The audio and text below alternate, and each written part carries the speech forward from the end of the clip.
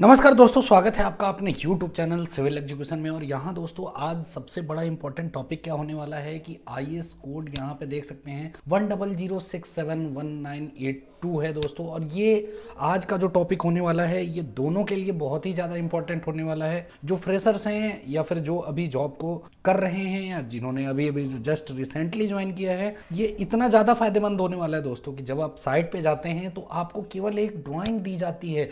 Initial stage है कि जब आप किसी भी साइट पे जाएंगे तो सबसे पहले केवल आपके पास ड्राइंग ही होती है, जिससे कि आप किसी भी वर्क आउटपुट को निकाल सकते हैं। साथ में आपको एक डिस्क्रिप्शन प्रोवाइड किया जाता है या फिर आप उसको स्पेसिफिकेशन कह सकते हैं। वो एज पर क्लाइंट एज पर कॉन्ट्रैक्टर दोनों IAS कोड के हिसाब से बनाए जाते हैं दोस्तों। और ये स्पेसिफिकेशन में आपको मटेरियल के बारे में लिखा रहता है कि यदि ब्रिक वर्क करना है तो रेशियो क्या लेना है।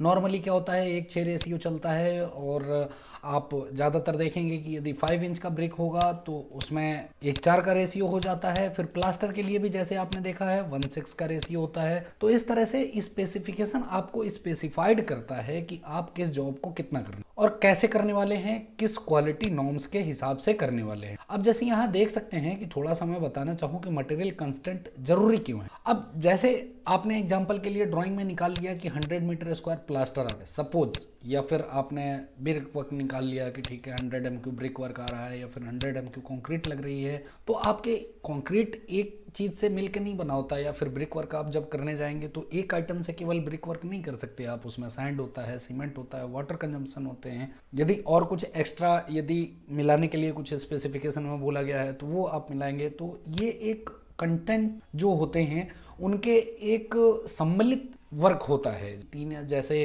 कंक्रीट यदि आप ले लें तो कंक्रीट में एग्रीगेट होता है, सैंड होता है, सीमेंट होता है, फिर एडमिक्सचर भी ऐड किए जाते हैं कहीं कहीं। तो इस तरह से आप ड्राइंग के क्वांटिटी निकालने के बाद आप कैसे इन मटेरियल को कैलकुलेट कर सकते हैं, बिल्कुल IAS कोड के थ्रू मैं बताने वाला हूं दोस्तों। और आज का वीडियो यदि पसंद आए तो बिल्कुल लाइक करें, सब्सक्राइब करें, शेयर करें और बेल आइकन दबाना ना भूलें। जैसे यहाँ देख सकते हैं दोस्तों मटेरियल कांस्टेंट मोर्टार के लिए है कि पुजलोना मोर्टार लाइम के साथ भी यूज किया जाता है, या फिर कंपोजिट मोर्टार हो गया, जैसे सीमेंट मोर्टार है, लाइम मोर्टार है, ये सारी चीजें। और इन सब का जो IAS कोड जो लिमिटेशन है कि ग्रेडिंग की आपकी क्या लिमिटेशन होनी चाहिए, वो ग्रेडिंग IAS 15421960 के हिसाब से है और 21161965 के हिसाब से। अब नेक्स्ट आता है दोस्तों कंक्रीट। मोर्टार के बाद कंक्रीट एक ऐसा फैक्टर है कि सबसे इनिशियल स्टेज में आपको कंक्रीट ही करनी पड़ती है।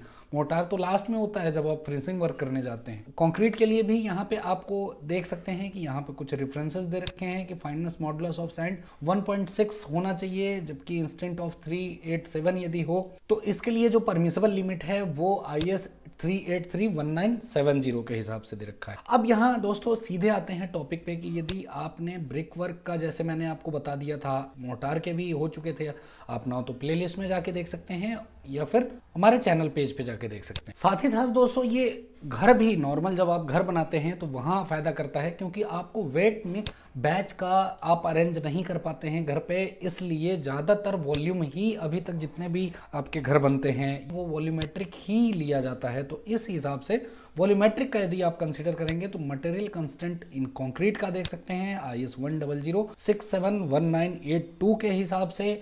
अब यहाँ पहला जो है दोस्तों सीमेंट कंक्रीट, ये 1:2 का रेशियो है। अब जैसे यहाँ देख सकते हैं यदि आप 1:2 का रेशियो यूज करते हैं तो फाइननेस मॉडुलस देखिए, फाइन एग्रीगेट का 2.87 कंसीडर किया जाता है और कॉस एग्रीगेट का 6.5 कंसीडर किया गया है, जिसमें रेशियो में एक सीमेंट है, एक सैंड है, 2 सिंगल है। मीन सिंगल मीन्स आप एग्रीगेट भी कह सकते हैं, जिसका साइज 20 mm यहाँ पे प्रोवाइड किया गया है दोस्तों।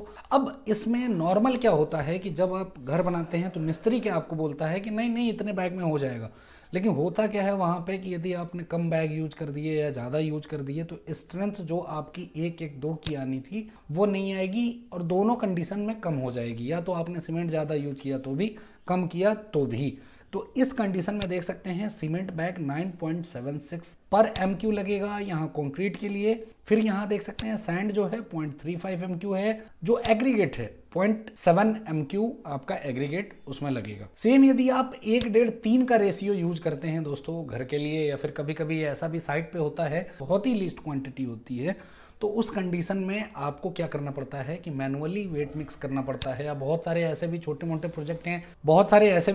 प्रोजेक्ट हैं जहाँ पे मशीनरी नहीं बैठाई जाती है, वहाँ पे वेट मिक्स ही चलता है या फिर ड्राई वॉल्यूम मिक्स चलता है। वहाँ पे जब 1, 1.5, 3 का आप यूज करेंगे तो उसमें देख सकते हैं कि सीमेंट बैग जो है वो 7.33 बैग लगता है पर MQ, और सैंड देखिए 0.39 MQ लगता है, 0.78 एग्रीगेट लगता है। ये कंस्टेंट आपने याद कर लिए तो आपको वहां पे बहुत ही सुविधा होगी दोस्तों, आप तुरंत कैलकुलेट कर सकते हैं, केवल आपको क्वांटिटी मिलेगी। इस तरह से आप केवल क्वांटिटी रहते ही आप आइडेंटिफाई कर पाएंगे कि इस डाटा से आपने तुरंत कैलकुलेशन कर ली मल्टीप्लाई करके, तो आपके पास तीनों वैल्यू आ जाती है। सीमेंट बैग आ जाता है, सैंड आ जाता है, एग्रीगेट आ जाता है। सेम आते हैं 1, 2, 4 के लिए।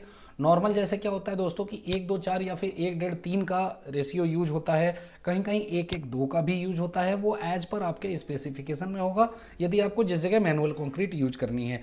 फाइन एग्रीगेट का जो फाइननेस मॉडुलस है ये देखिए दोस्तों, यहाँ पे सारा सेम लिया गया है। लेने के बाद 20 mm एग्रीगेट है। 1, 2, 4 का यदि आप रेशियो यूज कर रहे हैं तो 5.84 मीन्स 6 बैग अप्रॉक्स आप कह सकते हैं। 0.41 MQ सैंड लगेगा, 0.82 MQ एग्रीगेट लगेगा।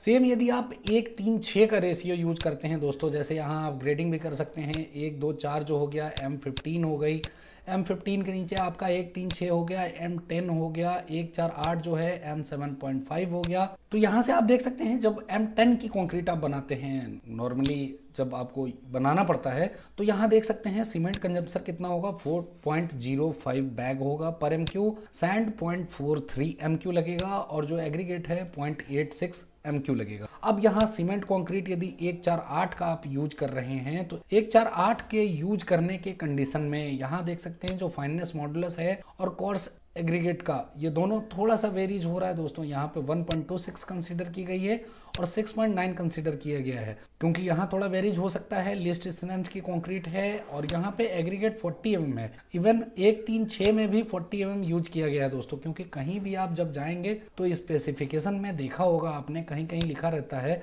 कि नॉर्मली ये दोनों जो ग्रेड है ये PCC के लिए यूज होती है। और PCC कभी कभी आपने 40 mm एग्रीगेट के भी देखे होंगे, स्पेसिफिकेशन में लिखा रहता है कि 40 mm का। और इसको फिर ज्यादातर ये रोड कंस्ट्रक्शन में वर्क यूज होता है दोस्तों, कि इनको थोड़ा सा ड्राई रखा जाता है। नॉर्मल जो कंक्रीट का स्लम्प होता है उससे कम रहता है इसका स्लम्प, और इनको लेइंग करने के बाद रोलिंग की जाती है बाय रोलर और फिर उनको कॉम्पैक्ट किया जाता है। तो इस वजह से यहाँ देख सकते हैं 148 का जब आप यूज करेंगे तो 3.2 बैग सीमेंट लगेगा, 0.45 MQ सैंड लगेगा और 0.9 MQ आपका जो 40 mm एग्रीगेट है वो लगेगा।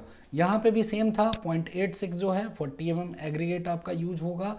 अब यहाँ आप कहेंगे कि रेशियो के साथ सीमेंट की क्वांटिटी घट रही है और सैंड और एग्रीगेट बढ़ रहा है। ये इसलिए हो रहा है दोस्तों कि यहाँ देख सकते हैं कि जैसे जैसे रेशियो बढ़ता जाएगा जिस कांस्टेंट के लिए, वो कांस्टेंट की वैल्यू ज़्यादा होती चली जाएगी। तो इस वीडियो में दोस्तों इतना ही। नेक्स्ट जो आएगा और भी कंक्रीट के जो रेशियो हैं वो मैं आपके सामने वीडियो बना के ले आऊँगा।